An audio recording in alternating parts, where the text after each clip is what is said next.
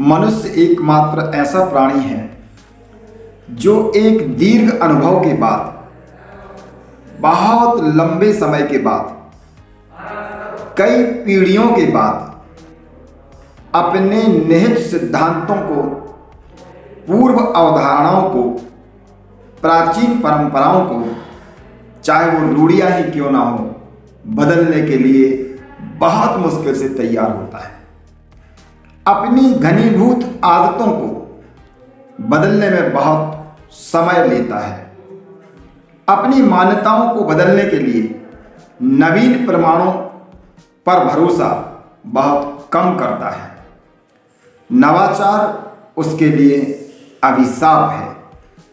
यही कारण रहा है कि परतंत्र भारत की शिक्षा पद्धति स्वतंत्रता के 75 वर्षों के बाद परिवर्तन के लिए तैयार खड़ी है, फिर भी पूरी तरह मानस तैयार नहीं है। फिर भी प्रशिक्षण की आवश्यकता है, कार्यशालाओं की आवश्यकता है, परिचय की आवश्यकता है। क्यों? क्योंकि सिखाने वाली पीढ़ी तो वही है, सिखाने वाले शिक्षक तो वही हैं जिन्होंने वही ज्ञान, वही पद्धति से सीखा है जो गौरांगों के द्वारा सिखाया गया है या तैयार किया गया है। आमूलचूल परिवर्तन के लिए बहुत त्याग की जरूरत है, बहुत परिश्रम की जरूरत है। और यदि आप ऐसा सोचते हैं कि ऑनलाइन प्रशिक्षण के माध्यम से इनके मनों में परिवर्तन ला दिया जाएगा, तो बहुत ही असंभव है, बहुत ही मुश्किल है। जब तक इनके लिए बार बार घुट्टी नहीं पिलाई जाएगी, कार्यशालाओं का आयोजन नहीं किया जाएगा, प्रत्यक्षीकरण के कार्यक्रम नहीं किए जाएंगे, तब तक इनमें नई पद्धति, नई सोच और सिखाने की नई तकनीकें स्वीकार करने की स्वीकारता नहीं होगी। तो क्या करना चाहिए? क्या कारण है कि वह प्राचीन ज्ञान हम पुनः लाने में असफल क्यों हैं?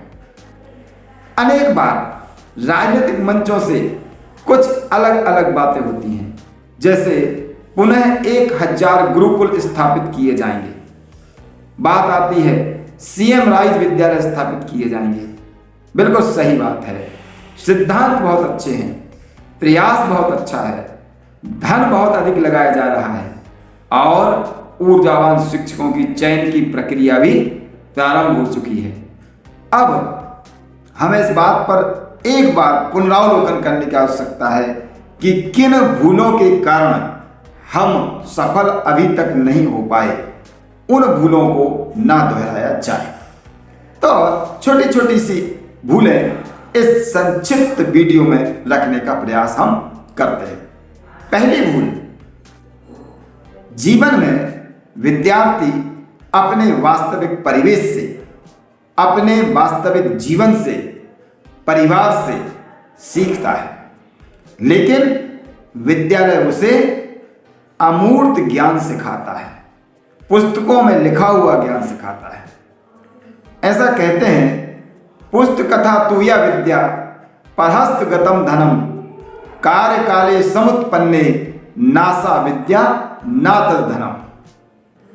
पुस्तकों में लिखी हुई विद्या और दूसरों के हाथों में गया हुआ धन समय आने पर ना तो ऐसी विद्या काम आती है क्योंकि वह कोरी विद्या होती है, और न ऐसा धन काम आता है क्योंकि वह हमारे हाथ में नहीं आता है, हाथ में नहीं होता है।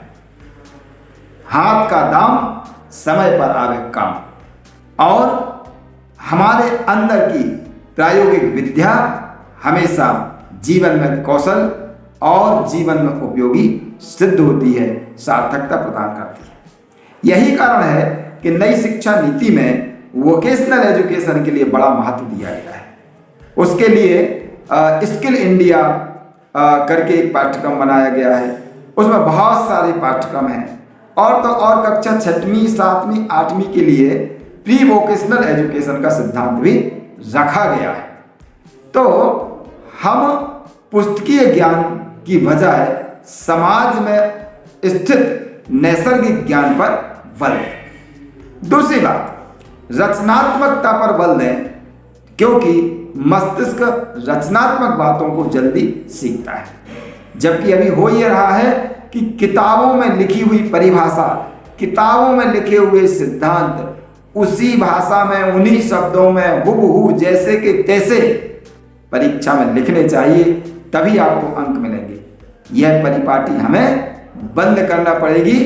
भाषा कोई भी हो, भाव अभिव्यक्ति से विचार मिलना चाहिए, तो कहीं ना कहीं जाकर के शिक्षा की सार्थकता होगी। और तीसरी बात, वर्तमान शिक्षा पद्धति में भावना शून्यता है। बुद्धि को बल दिया गया है और रट्टा मार के सिखाया जाता है। पहाड़ा रट लो, काका गागा रट लो, अक्षरों को जोड़ना रट लो, और तो और गणित के बड़े बड़े सिद्धांत रट लो, सूत्र रट लो, उन सूत्रों में मान रख लो, और बस। अब पक्षांतर करने पर धनात्मक राशि ऋणात्मक हो जाती है, ऋणात्मक राशि धनात्मक हो जाती है। ऐसा क्यों होता है? तो ये क्यों का उत्तर जब तक विद्यार्थी को नहीं मिलता, तब तक उसके तर्क या उसकी बुद्धि की प्यास समाप्त नहीं होती है। इसलिए ज्ञान में भावना का पुट भी होना चाहिए बुद्धि के साथ में। और नई शिक्षा नीति में जो एक बहुत अच्छी बात रखी गई है, उसको सभी शिक्षक साथियों को समझना होगा। शिक्षा भारतीयों के लिए भारतीय संदर्भ में, भारतीय परिवेश में देने की आवश्यकता है। अभी तक 75 वर्षों में जो गड़बड़ हुई है वह यही हुई है। भारतीयों के लिए पाश्चात्य संदर्भ की शिक्षा दी गई। हमने पाश्चात्य दर्शन सिखाया, पाश्चात्य ज्ञान सिखाया, पाश्चात्य मनोविज्ञान सिखाया। यही कारण है कि मनोविज्ञान की किताबें और उनके सिद्धांत तो आज हिंदी माध्यम में उपलब्ध ही नहीं है। हमें विज्ञान की टर्मिनोलॉजी को अंग्रेजी पर आश्रित रहना पड़ रहा है। हमें वही जीटा, लैम्डा, डेल्टा पढ़ना पड़ रहा है। हमें विज्ञान के सिद्धांत और इंजीनियर बनाने के लिए अभियांत्रिकी के सिद्धांतों को अंग्रेजी माध्यम पर निर्भर रहना पड़ रहा है। यही वजह है कि हिंदी माध्यम से पढ़े हुए विद्यार्थी अंग्रेजी भाषा को सीखते सीखते और दम तोड़ देते हैं, और वास्तविक जो उनको सीखना चाहिए अभियांत्रिकी या चिकित्सा विज्ञान, वो नहीं सीख पाते। तो पाश्चात्य सिद्धांतों के आधार पर भारत में ज्ञान नहीं चलेगा, भारतीय सिद्धांतों के आधार पर भारत में ज्ञान चलेगा, क्योंकि यही वास्तविकता है और यही सिद्धांत सत्य भी है। एक बात हमेशा शिक्षकों को ध्यान रखना चाहिए कि सभी विद्यार्थी समान नहीं होते, संपूर्ण जनसंख्या समान नहीं होती है। यद्यपि ये बात सही है कि सबके अंदर ईश्वर का अंश समान रूप से विद्यमान है। गोरा हो, काला हो, ग्रामीण हो, नगरीय हो, किसी भी जाति, वंश, लिंग, परंपरा का हो, किसी भी आयु वर्ग का हो, सबके अंदर वह समान रूप से समाया हुआ है। लेकिन उसके बावजूद भी सबके अंदर मस्तिष्क में स्वीकार्यता अलग अलग है। कोई कम जानता है, कोई अधिक जानता है। इसलिए जो अधिक जानता है उसकी प्यास को भी शांत करना है, जो कम जानता है उसकी आवश्यकता को भी पूरा करना है। ज्ञान का ऐसा प्रवाहित करने वाला तज्ञ और कुशल शिक्षक की आवश्यकता है। सीखना हमेशा मजेदार होना चाहिए, टेंशन वाला नहीं होना चाहिए, तनाव वाला नहीं होना चाहिए। लेकिन अभी तक की जो शैक्षिक पद्धति है विद्यालयों की, वो तनाव वाली है। समय से विद्यालय आइए, गणवेश में आइए, सीधे खड़े होकर बात करिए, ऐसा नहीं चलेगा। ये तुमने क्या लिख दिया है? अरे भाई, सिद्धांत को इस तरीके से लिखिए। एक शिक्षक के बीच में, विद्यार्थी के बीच में जो टेरर का वातावरण बना हुआ है, जो डर का वातावरण बना हुआ है, जो तनाव का वातावरण बना हुआ है, और इसके कारण विद्यार्थी शिक्षालयों से और किताबों से डरते हैं, भागते हैं, दूर रहते हैं। अतः अध्यापन मजेदार होना चाहिए। और अगली बात, स्कूल शिक्षा को प्राप्त करने के मात्र साधन है, साध्य नहीं है। शिक्षक भी साधन है, साध्य नहीं है।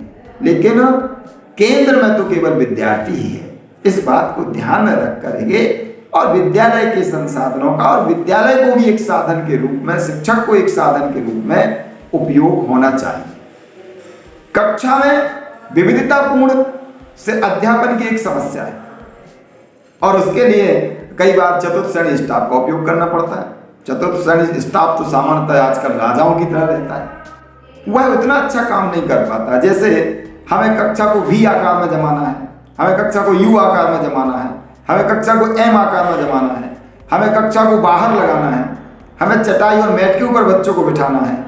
विभिन्न प्रकार की आकृतियों में, विभिन्न प्रकार के बदले हुए परिवेश में कक्षा के वातावरण को बदलने के लिए हमें चतुर्थ श्रेणी स्टाफ की भी बहुत आवश्यकता होती है और जो हमें समय पर उपलब्ध पूरे मन से नहीं हो पाता है। ये बहुत बड़ी समस्या है।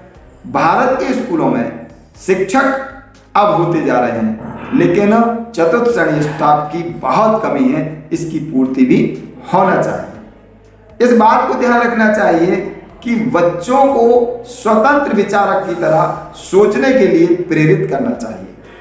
हमें किसी प्रेशर में किसी निश्चित सिद्धांत पर आरूढ़ करने की कोशिश नहीं करनी चाहिए और सबका सर्वांगीण विकास करना है तो इसके लिए बहुत जरूरी है कि पर्याप्त समय पूर्व छोटे छोटे समूहों में तैयारी होना चाहिए। उदाहरण के लिए अगर आप विद्यालय में एक भाषण प्रतियोगिता का आयोजन करना चाहते हैं, अब कल भाषण प्रतियोगिता का आयोजन करना है, आज शाम को सूचना आती है, कल सुबह सुबह विद्यार्थियों को सूचना पहुंचती है और विद्यार्थी उस भाषण प्रतियोगिता की कामोवेश में तैयारी करते हैं। कुछ विद्यार्थी ऐसे प्रतिभाशाली होते हैं जो कुछ 2-4-6 शब्द यहाँ वहाँ के 2-4-6 शेरो शायरियाँ यहाँ वहाँ की 2-4-6 गीत कविता यहाँ वहाँ की पहले से रटे हुए रहते हैं, उन्हीं को वो बाँच देते हैं, रगड़ देते हैं, हर संदर्भ में उसी को पढ़ देते हैं। कोई भी प्रतियोगिता है एक ही कविता, कोई भी भाषण आए एक ही कविता, एक ही वक्तव्य और उसी पर तालियां बटोर लेते हैं। ये कैसे चलेगा भाई? जब आपको विद्यालय स्तरीय भाषण प्रतियोगिता का आयोजन करना है तो एक सप्ताह पूर्व पहले कक्षा स्तरीय प्रतियोगिता का आयोजन कीजिए।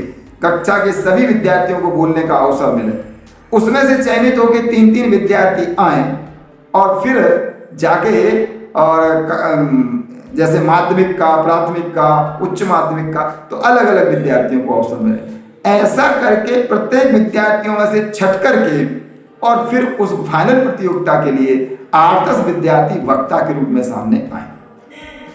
सभी को बोलने का अवसर मिले, सभी को गाने का अवसर मिले, सभी को अभिनय करने का अवसर मिले। लेकिन हम कुछ चयनित विद्यार्थियों को ही अगर कुछ कार्यक्रमों में लेंगे तो कुछ विद्यार्थियों का विकास होगा, कुछ का विकास नहीं होगा। ये तो ऐसा ही हुआ कि एक हाथ मोटा हो गया, एक हाथ पतला हो गया, एक गाल मोटा हो गया, एक गाल पतला हो गया, एक नथुना बड़ा हो गया, एक छोटा हो गया, एक आंख बड़ी हो गई, एक छोटी हो गई।